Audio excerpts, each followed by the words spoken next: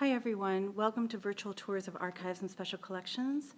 I'm Cynthia Becht, I'm your tour guide today. I hope that you are able to find me and that I am connected.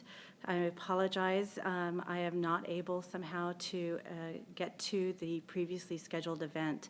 So if you are on the Virtual Tours of Archives and Special Collections channel, hopefully you are finding me. Today we are touring my space, the Department of Archives and Special Collections at Loyola Marymount University. We will be concentrating on the public spaces with an emphasis on our classroom. While I'm conducting the tour, please feel free to send in questions and comments through the chat function on YouTube. Some of you may not be familiar with LMU, so here are a few introductory details. Loyola Marymount University is a private R2 institution on a beautiful bluff in West Los Angeles near the Pacific Ocean. We are a university that is the result of the 1973 merger of Marymount College and Loyola University, and we are also the direct descendant of the very first institution of higher education in Los Angeles, St. Vincent's College, which was established in 1865 in a residential adobe on the Old Town Square. So we are very proud to be so closely associated with LA's history. And some of our collections represent those early relationships. LMU student population is about 9,700, with around 6,500 of that being our undergraduates. And here are a couple of my favorite facts. LMU's student to faculty ratio is 10, and our average class size is 19. This makes LMU the ideal campus for special collections outreach and instruction, and we have been very lucky to take advantage of those friendly numbers. So now on to our library.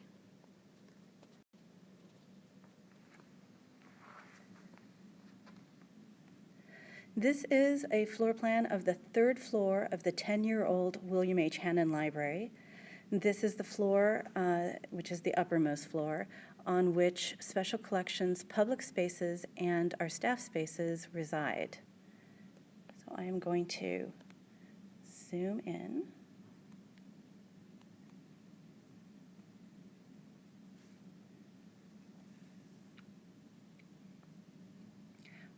Over here is our classroom. This is where we're at. Then we will move in briefly to our gallery, after which we will peek into our reading room. So you can see our third floor spaces are very closely situated next to each other, which makes the flow really easy. In back of all of this are the staff spaces for special collections, our work areas as well as our offices. So we were given quite a lot of room in this new building. And this is not at all what we had experienced over 10 years ago. In the old library building, Archives and Special Collections had one big room for the public and for many of our staff activities.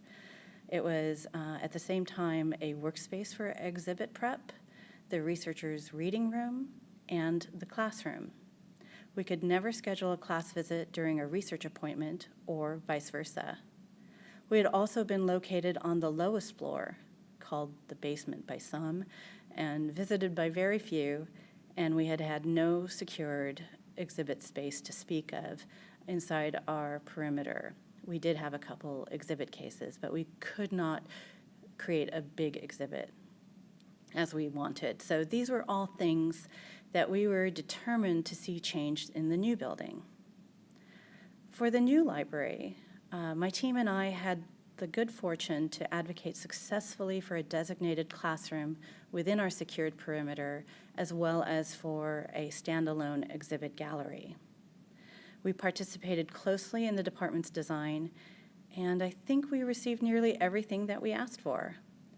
Our ultimate goal, our priority, was to create a flexible space for the classroom, because we were eager to build a true bona fide instruction program that could really be anything that we could imagine. Active learning 10 years ago for us was just a dream, and we were hoping to see it realized. We also wanted to make sure that we had a space that could accommodate future initiatives that we could not even imagine 10 years ago. So now that we're here, we're celebrating our 10th anniversary in William H. Hannon Library. This is an excellent time for us to look at these spaces again, think about how we have used them and whether they are exactly as we had hoped or could use improvement or really are the spaces that we had wanted all along. Here we go. We are in the classroom. So here is the classroom. It is 840 square feet. I'm going to zoom out. It was designed to fit the maximum class size at LMU, which is 32 students still. And as you can see, there is ample space for tables and chairs. It is a flexible space as we had wanted, and that's partly because of the furniture we were given. We're able to move tables and chairs in and out of this space as class sizes shrink or grow, depending upon the class visits.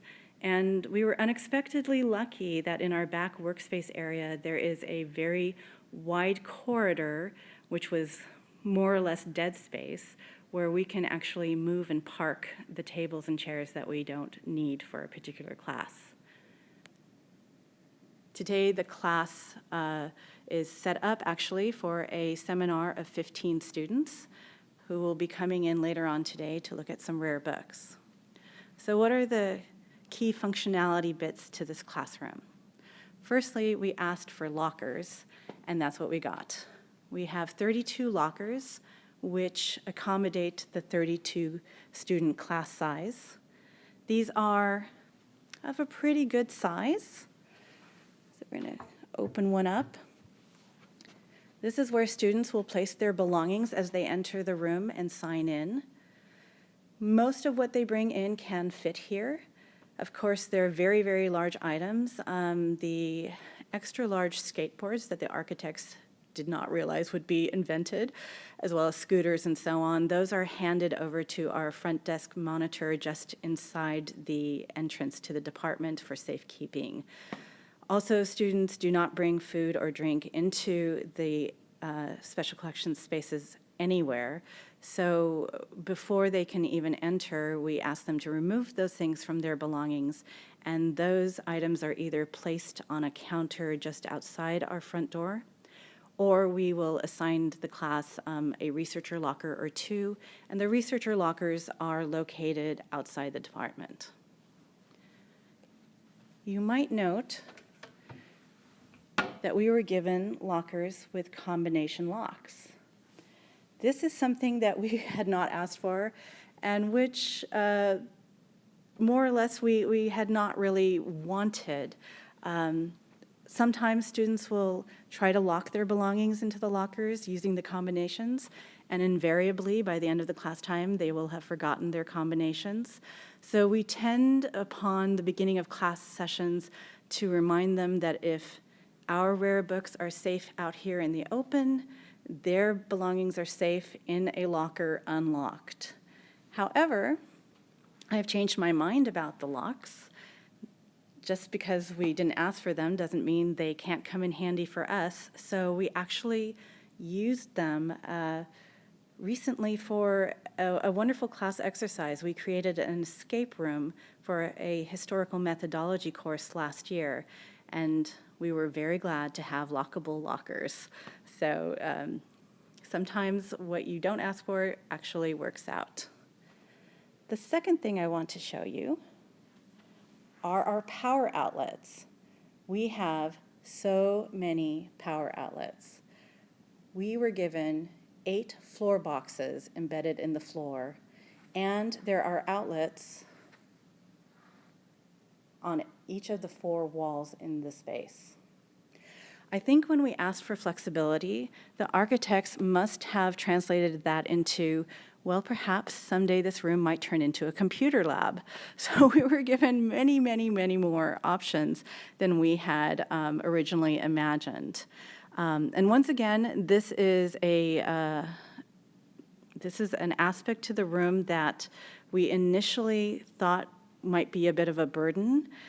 We have these usually closed off. You can see perhaps that some of them are taped down because we are more concerned about these causing a tripping hazard than actually being useful to most classes. However, once again, time has progressed so that we have created new concepts for this space, and we find that having all these power outlets in the floor are allowing us to do things that we hadn't first conceived of. For instance, we convert this space into photo shoot sessions where photographers bring in all of their equipment to shoot artifacts. And it's been very, very handy for them to be able to set up the room any way they want to and be able to reach power. Last year also, we taught a textiles conservation class with a conservator who was a guest instructor with us, and it was so wonderful to be able to set up the tables in any way we wanted and be able to have the students vacuum some of these 18th to 19th century textiles. So my mind has changed again over time about having these floor boxes and all the power outlets. The tables. In the old building, we had really large, heavy, clunky wooden tables that I think aged all of us every time we tried to pick them up and move them for a class. So now we have very lightweight, movable tables. They all have lockable caster wheels. And once again, they did give us computer lab type tables. This kind of furniture is equaling exactly what you see on our first floor classrooms, which are truly computer instruction spaces. So again, while those little knobs and holes inside the tables are not the easiest for us to work around when we're displaying certain objects, we are glad of the flexibility and movability of the tables. We have a computer in the space. We have a DVD player. We have a wall where a retractable screen can come down with a projector as well as a document camera. So truly this classroom is outfitted to be able to adapt to almost any faculty need and any librarian need.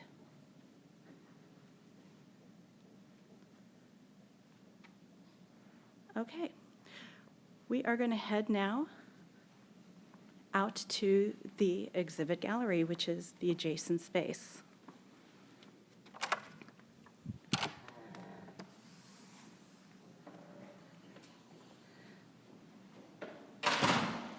This is our Special Collections exhibition space. It's dark today because we are in the middle of installing our spring gallery exhibition, so lots of empty cases. I just wanted to give you a sense of the space of it. And there is the door to the right, which leads into the classroom.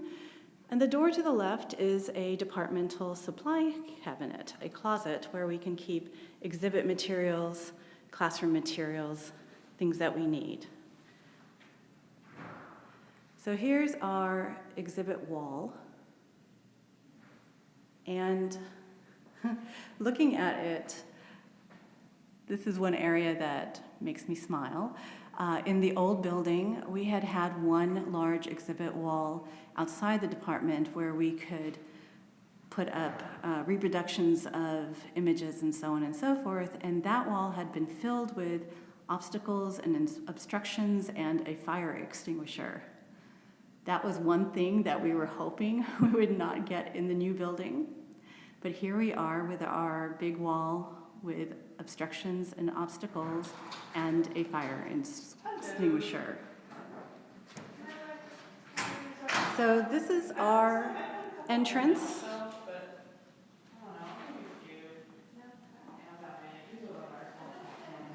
And I'm going to look down the exhibit length. We have been given cabinets here where we store exhibit supplies. So in addition to the supply closet, there are cabinets under some of the exhibit cases.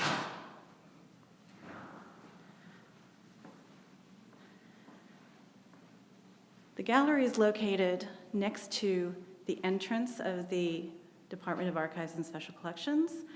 We have our reception desk right next, just as you enter, as well as the reading room. So as we enter the reading room space, you'll note that the person situated at the front desk is able to watch visitors in the exhibit gallery as well as help researchers in the reading room, as well as take in materials coming in with students heading to the classroom and pointing them in the proper direction. Our front desk is usually staffed by an undergraduate student and sometimes our permanent team. These tables are not movable. They resemble a little bit the old style that we had left behind in the old building. These tables are actually locked down. And we cannot hang anything on the wood panels as well. But it still is a space that we've been able to customize a little bit for events, for small class sizes, if the classroom happens to be occupied at the time. So we're very happy that it is so closely aligned with our other public spaces. As we're facing how students enter the classroom, you can see that they have to go through the exhibit gallery in order to reach the classroom. This has actually turned out to be fortuitous. Our instruction librarian took advantage of these logistics, and she's actually created active learning exercises for within the exhibit space for first-year students so that they get used to analyzing and reflecting with an exhibit and museum environment in addition to working with objects that are on display inside the classroom. So heading back to the classroom, there are very few issues that we have to work out. I would say that the size, as great as it is for classroom instruction, is probably one of the things that we still have to worry about. It does get tight in here, especially if we attempt to work with too many objects. If a faculty member would love a mixed methods kind of class where students are situated writing on tables in one half of the room and are working with objects in another half of the room, we have opened the space and converted it into a pop-up museum or exhibit display area in support of events such as conferences taking place on campus and other anniversaries and special events. And at times we have had to actually monitor the human traffic through the space because the numbers have occasionally been too high. But really that has rarely happened, so far so good. 10 years later, this is still my favorite room in the library. I think most of the needs we articulated a decade ago through the design process have been well met. Our classroom has been the single greatest boost to special collections visibility on campus. Every year, the number of classes that visit us keeps growing. And we have a tiny team of instructors, our dedicated instruction librarian, the university archivist, and myself. Last year, we taught 106 class visits in this space. And most of those courses, at least half of them were core curriculum courses, and of those, most of them were first-year students. So we know we're reaching them early, we're reaching them in the first year, and we get to see them come back over and over again as they continue their university curriculum experience. It has been wonderful. I think creating a flexible space like this has been a game changer for us. So I see that I do have some viewers, but I've not seen any chat, any Q&A. I'm going to wait just a couple minutes to see if anyone has any questions.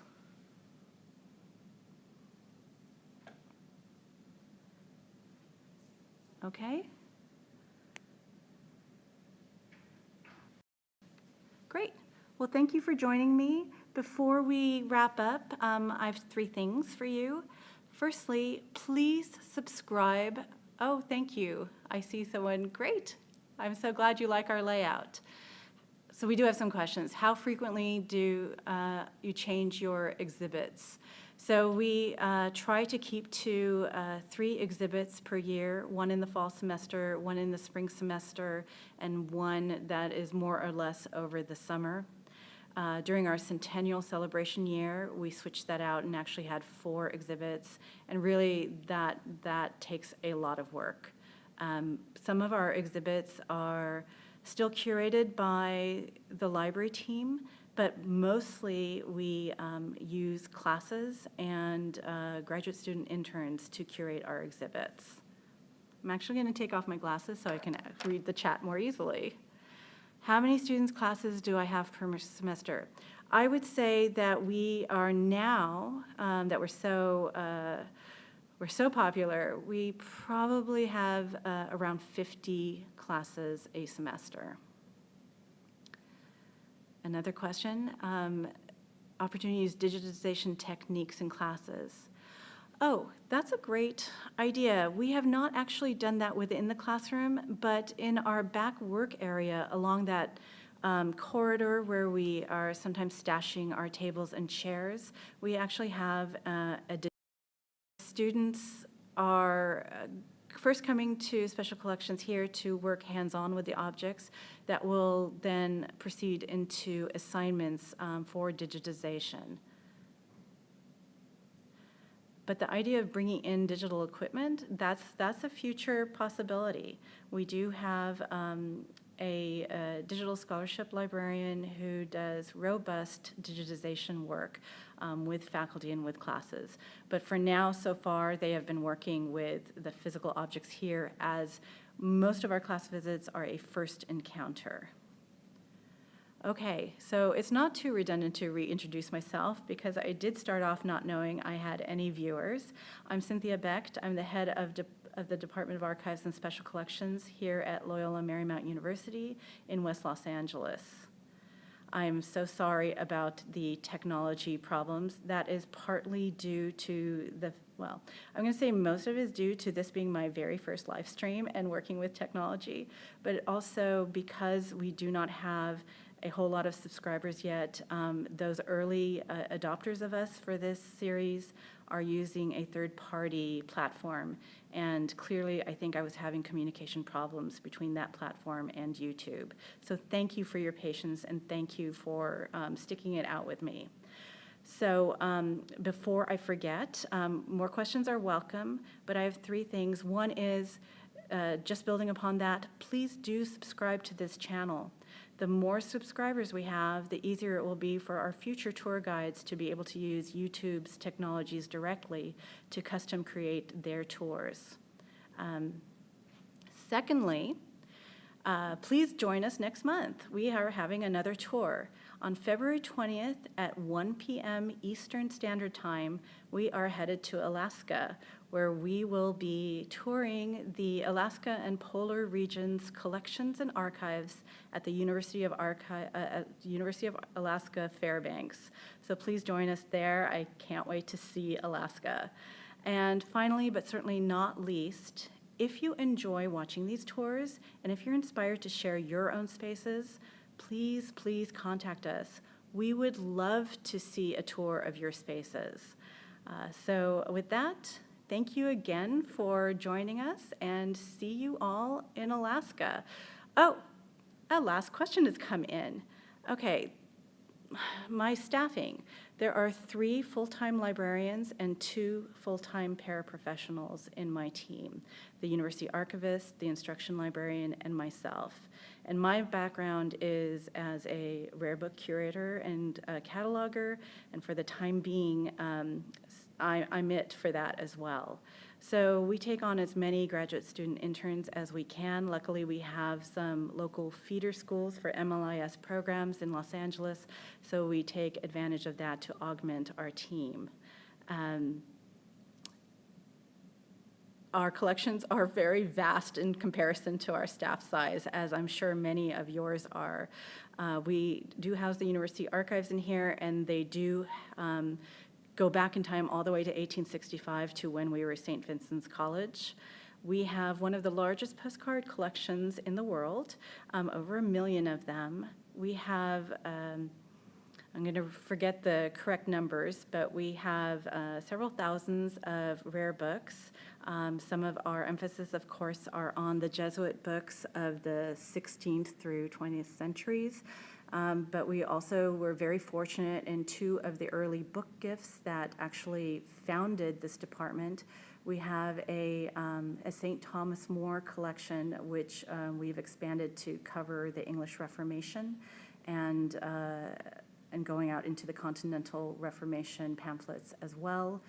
And our British and American fine first editions are actually superb for a university our size. We had a brilliant donor in the late 60s who gave us all 4 folios of the Shakespeare folios, the 4 editions, as well as beautiful incunabula and other distinctive books. So our books are pretty amazing. All the art that's donated to the university actually come to special collections for the most part. So some of the artworks you saw in the classroom are just a small part of the art collections that we also curate. And we have numerous archival collections. Being in Los Angeles, we will, of course, be curating Los Angeles-related history. A lot of the early founding families were Catholic, so that is one of our special emphases within our archival collections, as well as, we have some Hollywood industry collections and that like. The textiles that we worked with last year in the class that I mentioned are California Mission-era vestments that just are spectacular and directly relate to the first families who sent their sons to St. Vincent's College back in the California days. So thank you very much for joining me. I'm probably over time, but I am so happy that you have been able to view LMU, and we'll probably be back to show some of our other spaces in the future. Take care, everyone, and see you next month.